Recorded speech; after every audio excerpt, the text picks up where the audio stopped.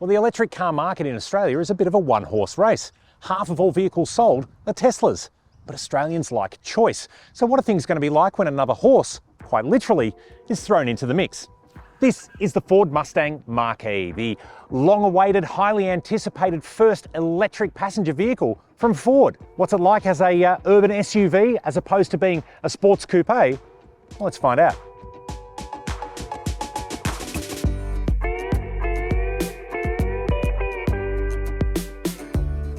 There are three variants in the Ford Mustang Mach-E lineup, and we're looking at the mid-spec Mach-E Premium. Here, you score a 91 kilowatt-hour battery and a single electric motor, offering 216 kilowatts and 430 Newton-metre output. Range is claimed at an even 600 kilometres, and the Mach-E Premium is priced from a pricey $86,990 before on-road costs. There are 7 colours to choose from, with premium paint, including our car's Star White, asking $700 more. For context, the Premium sits $14,000 above the entry-level, smaller battery Mach-E Select, and exactly $18,000 below the range-topping all-wheel drive GT. More importantly though, it's almost $9,000 more expensive than its arch-rival, the Tesla Model Y Long Range. Now, it is called the Ford Mustang Mach-E, but the fact that this is the only Ford badge on the key that looks like it's from a Focus, that's the only Ford badge you'll find. Mustang on the centre caps, Mustang on the front, Mustang on the back, Mustang on the inside, Mustang, Mustang, Mustang. Ford are really leaning into the fact that this car is trying to tug at the heartstrings and be an alternative as they move to an electric future.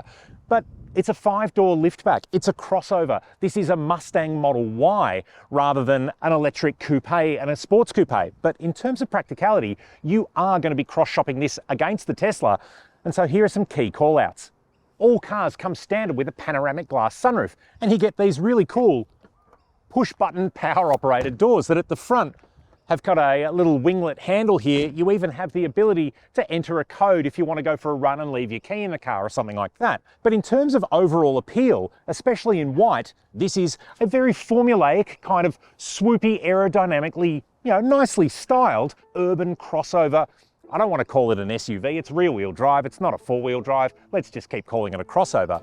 It's a pretty funky looking thing, it's definitely unique, it's definitely got some cool Mustang heritage hints to it, but I don't know if it's worth $9 grand over a Model Y long range. Let's take a look inside.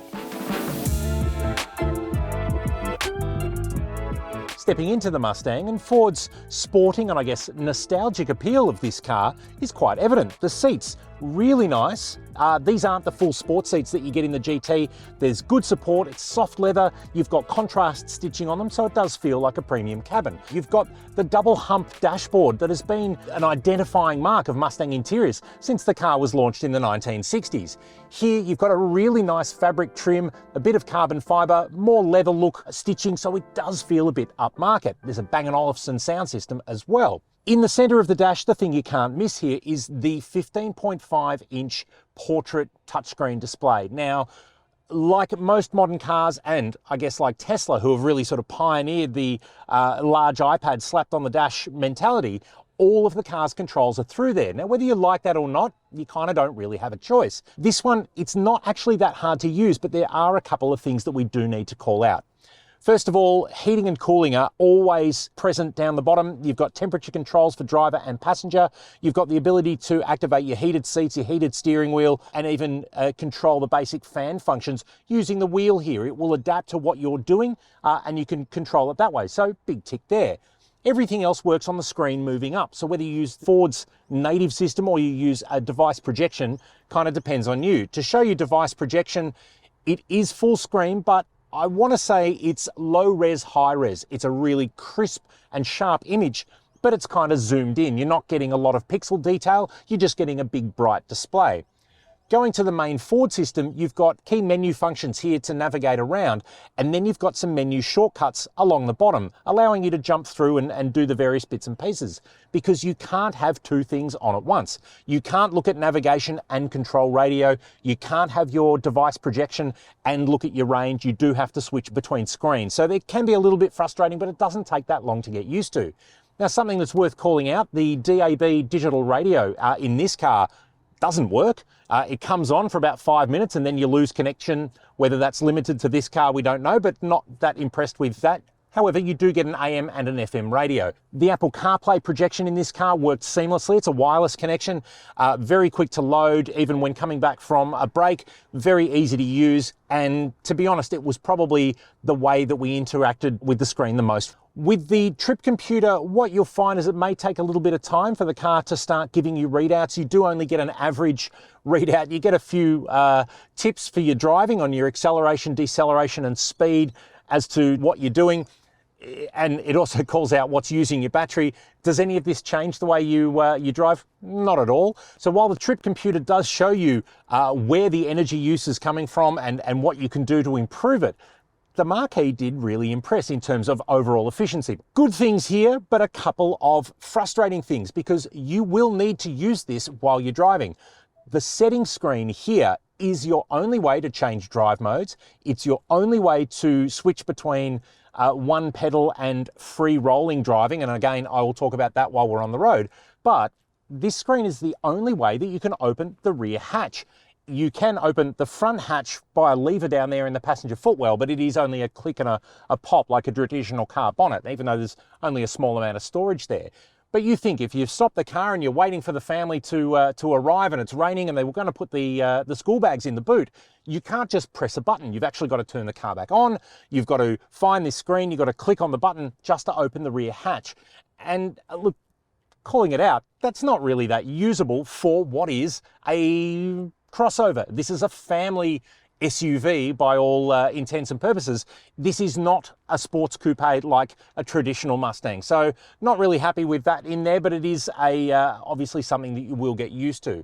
Generally though, we found this really easy to use, really fast to work, and generally pretty good, but it is just the fact that you do need to use this while you're on the move, because there are very limited physical buttons that control some of these features.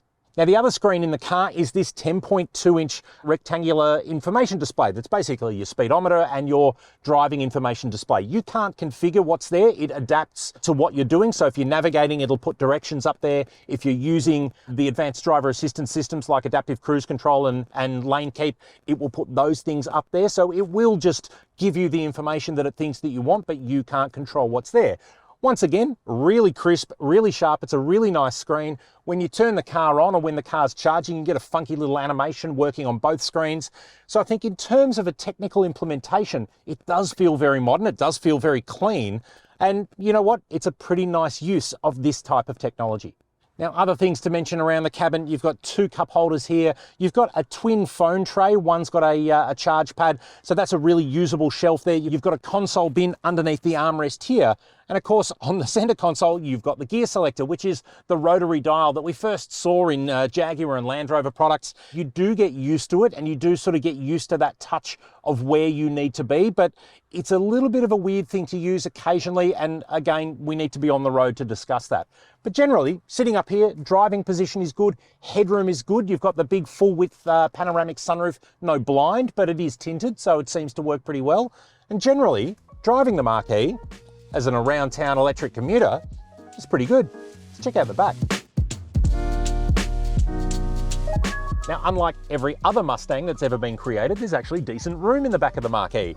I'm 6'3", I'm nearly 50, so you know, not very malleable. But this seat is in my driving position. I've got a stack of toe room, I've got a stack of knee room here. My hair is kind of brushing the top of it, but I'm pretty comfortable. You sit scooched down low, I can see quite well out the front. The rear windows don't go down the whole way, but that's okay because there's enough light and everything here. The panoramic roof actually works better for rear seat passengers than front. In terms of comfort, the rear bench is actually really, really soft. You sort of sink into it and it does feel quite premium. You've got mat pockets on the back of the front seats. You've got an armrest with cup holders. There are two air vents, plus a USB-A and a USB-C port for device charging back here. Now, obviously, this car is going to be used as a family SUV, being a four-door, five-door kind of lift-back crossover. And I think for kids here, you've got ISOFIX points on the outside. Even if you've got older kids, it's all right. So we're kind of leaning in to the fact that the Ford Mustang, while we know that it has really, really pushed the whole Mustang side of things, is actually not a bad Ford either. Let's have a quick look in the boot.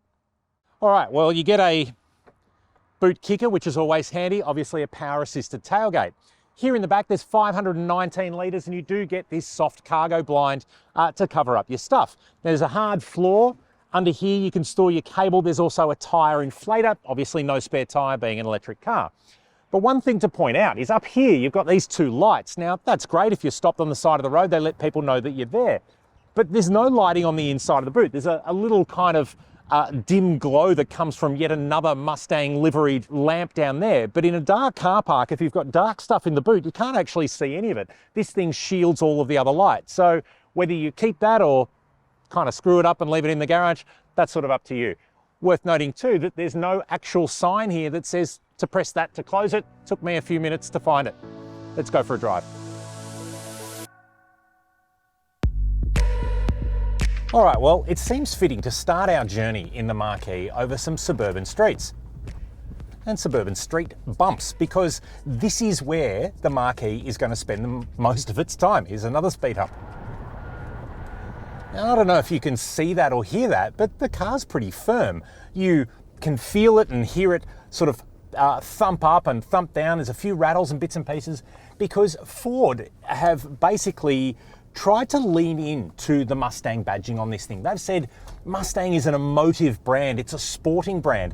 And this car, it's got plenty of power, it's got plenty of capability, and it is quite a lot of fun out on the open road. It is a sporting platform. But in order to get to those sporting roads and in order to enjoy that sporting drive, you've got to deal with roundabouts and speed humps and traffic lights and cobblestones and pedestrians and all that kind of jazz, which is nowhere near as fun to talk about and nowhere near as fun to engineer systems around. But it's also nowhere near as fun in the Mach-E. Now by that, what I mean is it's not going to soften those bumps. You're not dealing with a wobbly top heavy ride, but you're not dealing with a supreme comfort focused ride. Now I want to be clear, the Mach-E is not uncomfortable by any stretch. It's actually a really, really capable car around town. It's a really comfortable car around town, but you are going to be erring on the firmer side of things. And it's just something that you do need to go into because, well, you're going to hear it, you're going to feel it, you're going to know it, that this car is trying its best to bring the sporting nature of the wild Mustang to a 5-door crossover platform. Now earlier I mentioned that the car has two drive modes in terms of the energy recovery. So you've got a standard mode and then you've got a one pedal driving.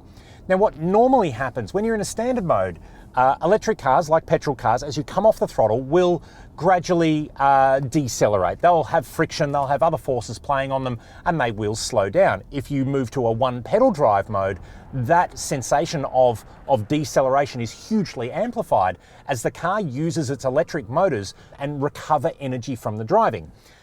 But the Mustang's a little bit different, and we'll talk about it while we're stopped at these lights. With the one pedal drive mode turned off, so you're in freewheeling, low friction mode, you'll find that the car feels almost frictionless. It doesn't tend to slow down. It's actually quite, well, from an efficiency perspective, it's really quite impressive because the car moves into a rolling glide and feels like nothing will ever slow it down.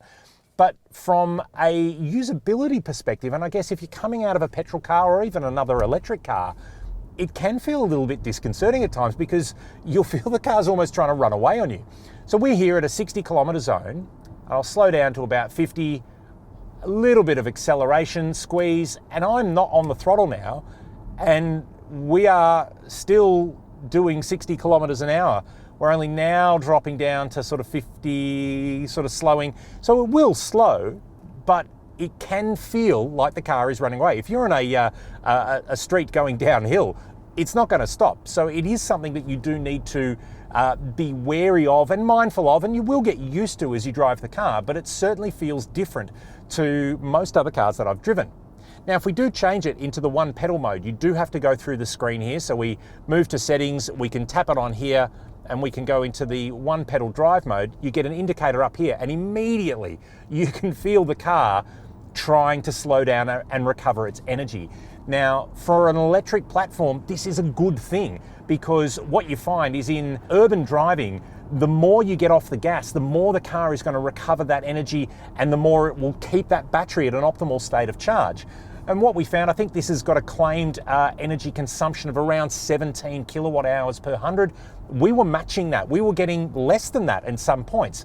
Now the benchmark of super efficiency is the Tesla Model 3 and the Hyundai Ioniq 6. They can get down as low as 13s, and you'll regularly see them at 14 kilowatt hours per 100. But this wasn't far off that. So I have to say, in terms of an efficient driving platform, the Mach-E, particularly in the rear drive version, is actually really impressive. Now with the one pedal drive mode on, you do have to keep feathering the throttle, particularly when you're cruising. We're on Beaconsfield Parade here, so it's 60 kilometers and no traffic in front of it.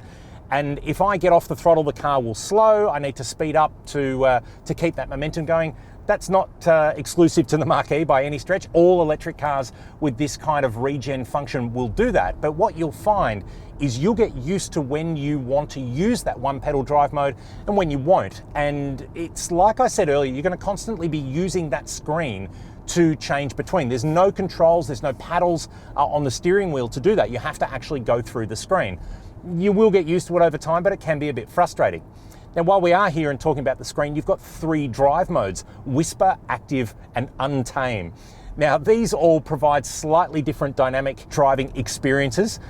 They're in an urban environment, they're noticeable, but not really noticeable. If you are going for a sporting drive, you will notice the difference between them. It's kind of up to you to experiment, but basically they allow sharper throttle delivery, slightly sort of freer performance, heavier regeneration, all that kind of stuff. It's a bit of fun to play with, but I gotta say, I reckon once you get used to driving the car, you're gonna leave it in one mode and never touch it. The amount of power that this thing has is highly usable. Now the GT, the all-wheel drive one, has kind of supercar level performance and numbers. This car, mid-spec, long battery, you don't really need any more power than this. It actually feels zippy enough and sporty enough, but do test drive the 3 in the range, because all 3 Mach-E variations do have different power and do have different power delivery. So you do need to find that sweet spot that suits you. Now, as we hit a little bit of traffic here, I can talk about the rotary transmission. If you've driven or seen a Jaguar or a Range Rover, or a lot of other cars use this, where you twist between park, reverse, neutral, and drive. When you're on the move, it's fine. You don't ever need to touch it, but it's the all-important 3-point turn, where I feel that a lot of brands kind of forget that you do need to do that occasionally, and it can be a little weird. And you got to drive it for yourself to really sort of understand this. But if you're doing a fast 3-point turn and you're still rolling when you switch from reverse to drive or vice versa, as you go through neutral, you will feel the motor basically disengage, and the car sort of has that free moment of rolling movement that again takes a little bit of getting used to. And I think this is the crux of what we've said about the Mach-E, is it's actually a really nice thing to drive. It's fun to drive. It does everything that it's supposed to do, but it is a bit unique in the way that it does things. And I think that's probably the key. If it's your first electric car, go in eyes open. But if you're coming from different ones and you're test driving a bunch of different ones, it will feel a little bit different. It's worth calling out too, the vision is actually really good. You sit quite high, the windscreen's good, the A-pillar's not in my way. I do feel, despite the slopey back and the kind of sporty lines of this thing, that I've got quite solid vision out of it at all angles. Now, while we have been shooting this video around town, I have driven this thing on some country roads.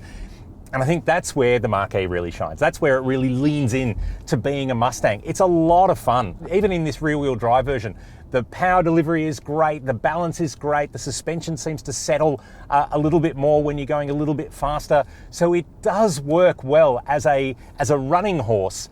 But if your horse needs to trot, I think I've got that right, around urban streets, you will need to sort of have a look at it, see if it's going to work within your life. The Model Y is going to be the car you're going to cross shop against this. In many ways, it presents a slightly better proposition. It's certainly a cheaper proposition, but in many ways it doesn't. This isn't a Model Y, and I think a lot of that is important. It's certainly important to me. I'm not a big fan of the way the Model Y looks. I like a Model 3. Model Y looks a bit goofy. Come at me if you want to. I think the Mustang handles its shape a lot better. But that's kind of the key. You are paying a premium not to drive a Tesla. You're paying a premium to have an emotive badge. You're paying a premium to have what is a pretty fun car if you do get out of town. But you're compromising, like you do with any Mustang, on what it's like on that day-to-day shopping trip. And if you're happy with that, then you'll be happy with your Mustang. Well, it is a Mustang. And by that I mean, it can be a lot of fun when you're out for a sporty drive, but in many ways it's still compromised.